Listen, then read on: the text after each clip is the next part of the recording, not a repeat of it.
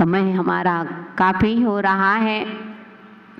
तो घट यात्रा और ध्वजारोहण से, ध्वजारोहण बंधुओं कोई भी धार्मिक अनुष्ठान करते हैं तो ध्वजारोहण होता है, और ध्वजारोहण जो होता है वह प्रतीक होता है जो भगवान के धार्मिक अनुष्ठानों में कोई भी विधान आदि होते हैं उसमें जो ध्वजा फहराते हैं, ध्वजारोहण करते हैं, तो ध्वजारोहण का फल है कि उसका शासन चलता है।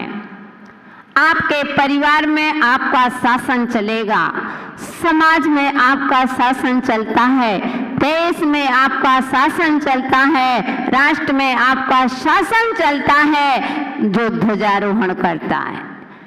प्रत्येक सदस्य आपका कहना मानता है जो धर्म की ध्वजा को फहराता है।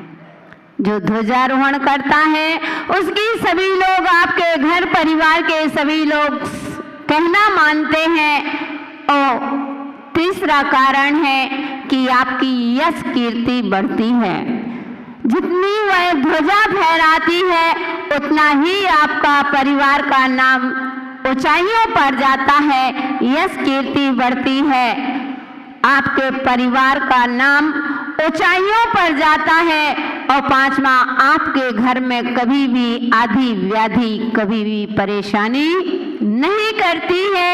यह ध्वजारोहण का प्रतीक है। जो ध्वज को फहराते हैं उनका, जो ध्वज को फहराते हैं उनके कभी मानसिक तनाव नहीं रहता है, किसी भी प्रकार का उनके जीवन में विकल्प नहीं होता है, परिवार में सुख समृद्धि और शांति रहती है, संतान की प्राप्ति होती है, दोषों में शांति होती है। ध्वजारोहण करने से आदमी धनी भी होता है और धन धान की उसके यहाँ कभी कमी नहीं रहती है। तो बंधुओं, आज जिस परिवार ने, अनिल जी टोंगिया ने किया ना, अनिल जी टोंगिया परिवार ने आज का ध्वजारोहण किया बंधुओं, उनके लिए हमारा बहुत बहुत मंगल आशीर्वाद है कि आपके परिवार में ऐसे ही आपकी यश कीर्ति, आपके परिवार की यश कीर्ति बढ़े, आपके धन वैभव आदि बढ़े और आप हमेशा धर्म में लगे रहें, उनके लिए भी मेरा आशीर्वाद है। बंधुओं, आज जो यहाँ पर बैठे हुए हो, उद्घाटनकर्ता कहते हैं एक समूह शरण के दर्शन कराना सरल है, लेकिन तुमको एक साथ 25 समूह शरण के एक साथ तुमको दर्शन करने का सौभाग्य मिला है बंधुओं। तो यह लोका अर्पण करने वाले श्री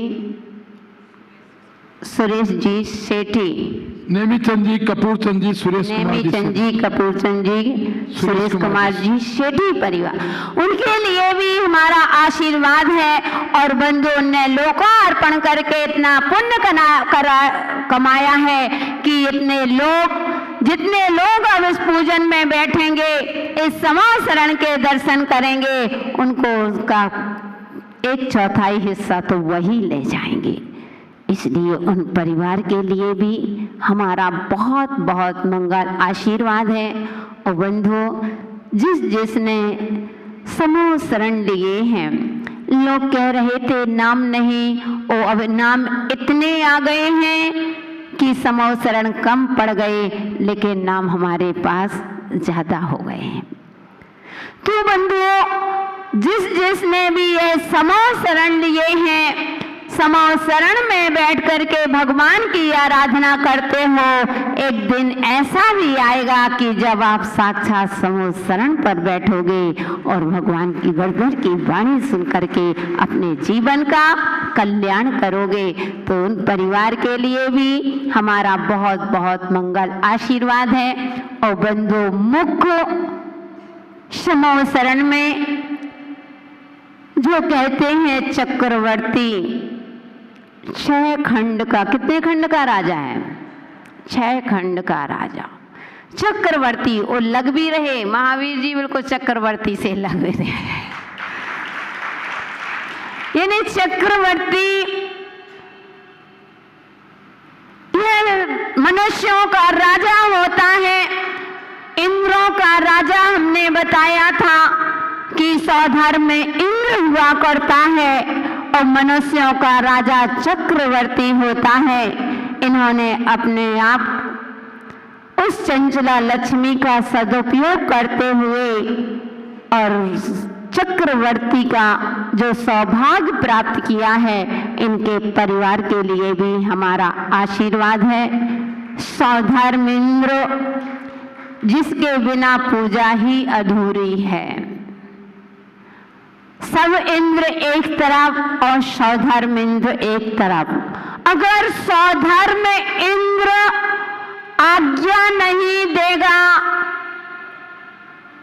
तो कभी यह समोसरण भी नहीं लग सकते थे, क्योंकि सौधर्म इंद्र अपना खजाना खोलता है तो कुबेर उसको रचना कर देता है, समोसरण की रचना कर देता है। तो सारा श्रेय किसको? अगर खजाना नहीं खुलता, वो फिर शेखरचंद जी बैठे हैं, खजाना खोल दिया ना, खुल गया, वे कहते हैं खोल दिया है। कुबेर जी हैं कि चले गए? चले गए, कोई बात नहीं।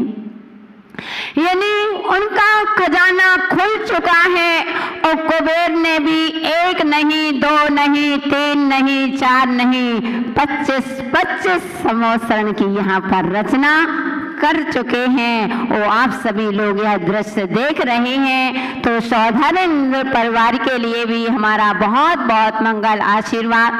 कुबेर परिवार के लिए भी बंधु, ये भी संयोग की बात होती है। जो 4 महीने धर्म से जुड़े न हो, कभी नहीं, धर्म से कभी जुड़े ही नहीं थे, 4 महीना उन्होंने कभी आए नहीं, लेकिन पुण्य देखो, भाव अच्छे होते हैं और पुण्य इतना था, पूर्व का पुण्य कहेंगे कि उनके यहाँ चातुर्मास का मुख्य कलश पवन जी कासलीवाल को प्राप्त हुआ और कलश के जाते ही वे कुबेर बन गए। ये भी एक चमत्कार है। ये भी उनके तो बंधु कुबेर परिवार के लिए भी हमारा बहुत बहुत मंगल आशीर्वाद है। इसके बाद कहते यज्ञ नायक। यज्ञ नायक जो होते हैं, सारा सार, कुछ भी करो अंत भला तो सब भला, ये अंत का पूरा सार तो यज्ञ नायक ही ले जाता है। अगर यज्ञ ना हो तो पूरा विधान ही अधूरा होता है। इसलिए यज्ञ परिवार जिसने भी सौभाग्य प्राप्त किया है, शीलचंद जी छवि कुमार जी सेठी परिवार। कौन? शीलचंद जी छवि कुमार जी सेठी परिवार ने, उनके लिए भी हमारा बहुत बहुत आशीर्वाद है।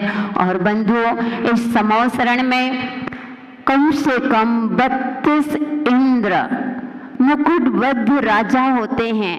अभी आप इसकी महिमा को नहीं समझ पा रहे हैं। दीमापुर के इतिहास में यह पहली बार लगा है। तो ऐसा ही नहीं कि मात्र उस सुंदरता को देखकर है बाहर के बाहर लौट जाओ, कम से कम एक बार तो भगवान की पूजन कर लेना मुकुटबद्ध राजा बन करके, और एक बार समोसरण में बैठ जाना बंधु। और जो एक बार समोसरण में बैठ जाता है, यह नियम हो जाता है कि तुम्हारी टिकट कट चुकी, रिजर्वेशन हो चुका है कि तुम सम्यक दृष्टि हो। और सम्यक दृष्टि जीव एक न एक मोक्ष अवश्य प्राप्त कर लेता है। भगवान के घर में देर होती है लेकिन कभी अंधेर नहीं होता।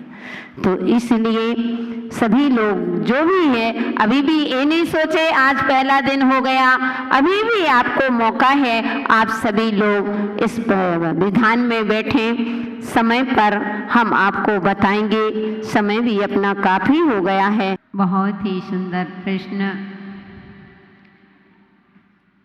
जीवन में गुरु का क्या महत्व होता है?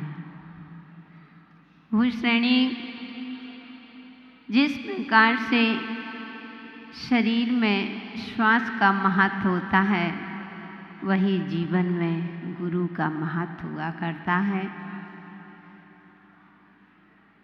अगर शरीर में अगर श्वास ना हो तो शरीर मुर्दा हो जाता है। ऐसे ही जीवन में सब कुछ हो और गुरु ना हो तो हमारा जीवन ही बेकार होता है। जीवन में गुरु का महत्व, जिस प्रकार आप घर के ऊपर छत का होना जरूरी होता है, जमीन में चलने के लिए जमीन का होना जरूरी होता है, ऐसे ही हमारे जीवन में जीवन की बागडोर संभालने के लिए गुरु का महत्व होता है। गुरु एक बहुत बड़े उपकारी होते हैं, जिसके जीवन में गुरु होता है बंधु, उसका जीवन स्वतः ही पावन और पवित्र बन जाता है। आज का वह पावन दिन मुझे याद है। वह दिन जिस दिन मैंने अपने जीवन में गुरु को चुना था। मेरे जीवन की शुरुआत हुई थी। मैंने जब अपने गुरु को देखा तो मैंने क्या अनुभव किया कि आपकी वाणी में समय सार को झलकते देखा है। आपकी वाणी में समय सार को झलकते देखा है। आपके प्रवचनों में पुराण उतरते देखा है। जब से रखा है सिर आपके चरणों में, हे गुरुदेव, जब से रखा है सिर आपके चरणों में, तब से अपनी तकदीर को बदलते हुए देखा है। तब से अपने जीवन में तकदीर को बदलते। वास्तव में आज जो कुछ है सब गुरु का है।